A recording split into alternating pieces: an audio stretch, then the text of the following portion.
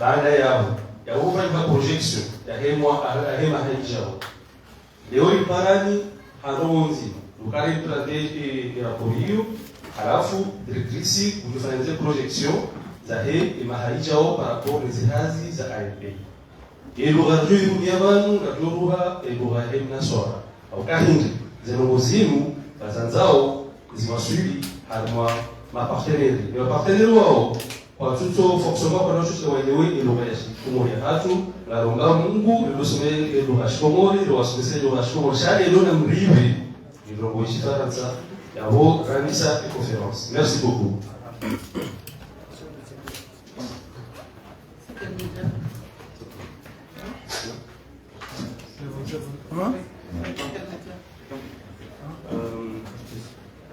Bismillah.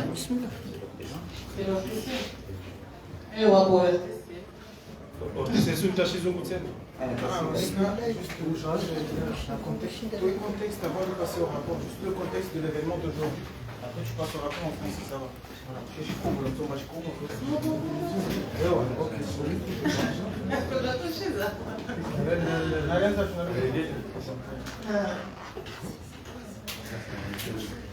Mesdames et messieurs les journalistes, merci de nous donner votre temps. On a fait appel aujourd'hui à vous. Premièrement, vous avez vu pour l'inauguration d'un guichet bancaire au sein de l'FTI. Vous savez tous, beaucoup aimeraient que les procédures de création d'entreprise puissent être le plus simple, le plus rapide et le moins coûteux possible. C'est aussi notre objectif. On est venu vous prendre à témoin que les mesures se prennent, les réformes se font pour aller dans ce sens. On a considéré qu'aujourd'hui on a fait un grand pas, puisqu'on a fait venir au sein même du guichet une des étapes qui prenait le plus de temps dans la création d'entreprise. Quand il fallait stopper sa démarche de création, aller place des banques, ouvrir son compte, revenir avec son dossier, on perdait plusieurs jours. Et désormais, le guichet est ici même à l'NPI, avec la collaboration de nos partenaires des banques qui ont été recrutés, comme on l'a dit, suite à un appel à candidature. Nous avons fait appel à l'ensemble des établissements bancaires de la place. Nous les avions invités à soumettre un projet, une offre. Et c'est donc Exim Bank qui l'a emporté et on inaugure aujourd'hui. Ce guichet qui en réalité a été testé et a commencé à fonctionner depuis plusieurs semaines. Aujourd'hui, c'est l'inauguration officielle, donc on peut vous confirmer ici que le guichet fonctionne. C'est un vrai guichet Exim Bank qui est externalisé ici au sein de l'NPI et donc qui facilite grandement les procédures. C'était l'occasion aussi, et c'était important pour nous, de rappeler tout ce qu'on a fait jusqu'à présent en matière de facilitation des investissements et tout ce qu'on fait pour que les démarches de création d'entreprise soient le plus simple possible. Il n'y a pas que la création d'entreprise, il y a aussi les autres services qui sont dispensés par le guichet unique et notamment les demandes d'agrément. Et à travers les demandes d'agrément, on arrive à faire en sorte qu'on puisse voir apparaître de plus en plus d'entreprises dans le secteur productif. En ce rapport, il y a des chiffres qui vont apparaître. Il y a toujours une prédominance du secteur commerce, de la branche d'activité commerce. Donc, on accompagne des entreprises qui prennent le risque d'investir, d'acheter des équipements, des machines, de créer de la valeur ajoutée. Et ces entreprises, l'État renonce à des taxes fiscales, douanières, pour qu'elles puissent réinjecter ces montants qui auraient servi à payer des impôts dans le financement de leur activité et dans leur développement. Vous l'avez vu, ça représente plusieurs milliards de francs comoriens chaque année. Donc nous aujourd'hui, ce qu'on voudrait, c'est communiquer sur les chiffres clés. Et ensuite, on vous remettra un dossier et également un accès au rapport qui permettra d'avoir le détail de nos résultats. Alors les chiffres clés pour 2022-2023 sur lesquels on veut communiquer, premièrement, c'est ces chiffres, ces exonérations. L'accompagnement, encore une fois, de ces entreprises.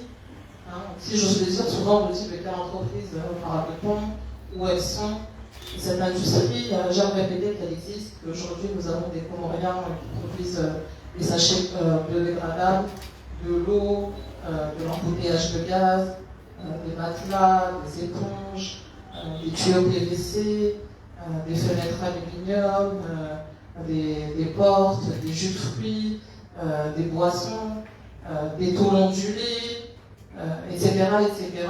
Voilà, on voit émerger une petite industrie. On soutient aussi, on a beaucoup soutenu ces derniers mois et années le secteur du tourisme.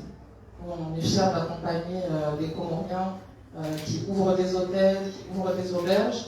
Il y a également les investissements étrangers qui ont été accompagnés à travers ces dispositifs, parce qu'il est important qu'on puisse injecter de l'investissement dans les infrastructures et dans les grands projets. Donc, sur les 2 dernières années, l'État a renoncé à accompagner à hauteur de 3 273 465 672 francs comoriens. Ça, c'est effectif. C'est le montant total des exonérations qui ont été accordées par l'État pour accompagner les entreprises à pouvoir développer leurs activités dans les secteurs prioritaires.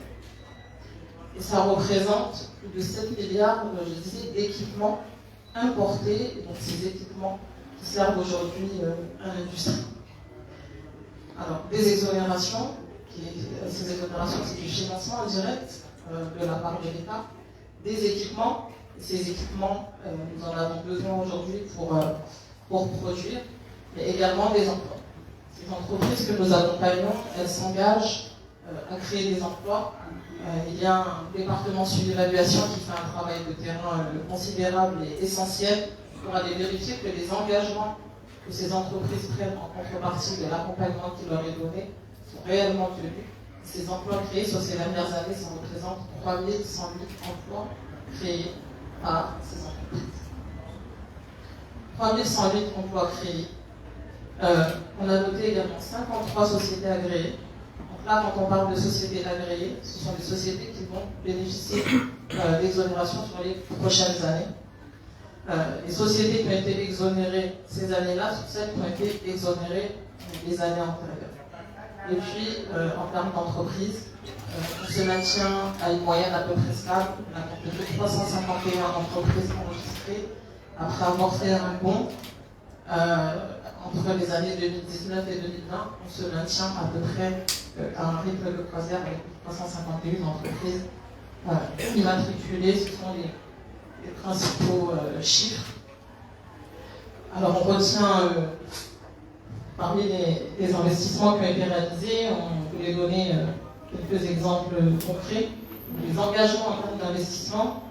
Alors aujourd'hui, il y a un complexe hôtelier sur la Corniche que l'AFD va accompagner en termes de soutien à l'investissement pour un montant évalué de 24 milliards qui devrait voir le jour et dont les travaux devront commencer incessamment sous peu. Vous avez sans doute également tous entendu parler du projet d'extension, de modernisation de l'aéroport international, où là aussi il y aura un soutien à l'investissement qui a commencé, le pays est aux côtés de ce projet. Les centrales photovoltaïques, aujourd'hui nous accompagnons la société Innovant, qui est une société agréée. Nous l'avons accompagnée dans le cadre de la construction de la centrale de Fondouni. Nous l'avons accompagnée dans le cadre de la construction de la centrale de Mitsanimuli, 3 MW d'énergie solaire. La centrale est finalisée. Elle sera très prochainement inaugurée. C'est environ 1,7 milliard d'euros d'investissement pour le secteur de l'énergie par une entreprise qui est accompagnée par l'AFD. On a parlé d'industrie, on a accompagné également l'implantation d'une nouvelle unité de production d'eau, qui est l'unité Salama, qui se succède aujourd'hui à des noms comme Aden, comme Salsaville, comme Auriga, et d'autres que vous connaissez. Un nouvel acteur qui est également soutenu par l'appui des dispositifs qui sont offerts à travers le guichet unique de l'ANPI. Il y a des projets qui sont également soutenus dans la production de savon, par exemple, avec une société chinoise comme Arita à hauteur de 75 millions de francs comoriens. Là, on est sur des investissements directs étrangers.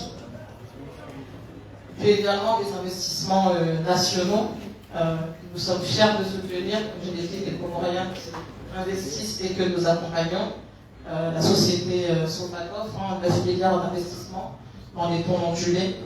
Le projet Chalet de Chamonix, d'ailleurs qui a répondu à une interview au cœur du rapport. 262 millions d'investissements accompagnés par l'État comorien à travers le dispositif. Dans le domaine de l'agriculture, on a accompagné une laiterie qui s'appelle Lacturacom SAR.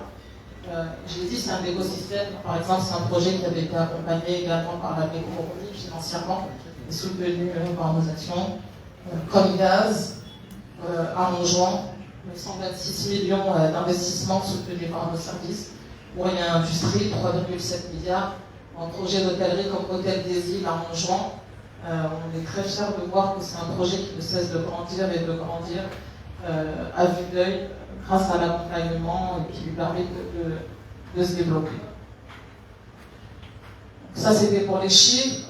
La NPI, c'est aussi des événements qui ne sont pas des événements pour des événements, mais qui servent à faire connaître la destination Comores en tant que terre d'investissement et qui portent ses fruits, puisque suite à ces événements-là, ça nous permet d'avoir l'afflux non seulement d'investisseurs étrangers, mais aussi d'investisseurs de la diaspora. Ça nous permet de croire dans le projet Comores pour l'investissement et bien sûr aussi les entreprises nationales qui s'intéressent. Donc on s'était particulièrement investi dans une présence à l'Expo de Dubaï, qui s'était clos sur ces dernières années et qui a pu produire un certain nombre de résultats. Il y a un événement qui nous tient énormément à cœur et dont on peut ne pas parler, qui est le Salon des entreprises. On a déjà fait 2 éditions et on vous annonce ici que la 3e édition aura lieu au mois de septembre 2025. Donc on va commencer à mobiliser les partenaires nationaux et internationaux pour l'organisation de ce salon qui se veut être aujourd'hui un véritable salon international qui a lieu au Comores. On parle d'entrepreneuriat, on parle d'investissement, où nos entreprises peuvent accéder à de la clientèle, peuvent démontrer ce qu'ils savent faire en matière d'offres et de services et aller conclure des partenariats pour davantage grandir. On a accompagné à travers les différents événements également des filières Ilan, Banning, Girofle, et notre secteur de la beauté comorienne, de la cosmétique, de la parfumerie. Toutes ces entreprises, un certain nombre d'entre elles ont participé à un certain nombre d'événements, et notamment un salon qui s'appelle Cosmétique 360, où on a pu faire participer toute la filière sur toutes les îles, mais aussi de la diaspora, pour aller trouver des opportunités auprès de grands groupes dans leur secteur. Et puis l'NPI, on essaye de se positionner aussi à l'international pour exister en tant qu'agence dans le concert des agences de promotion.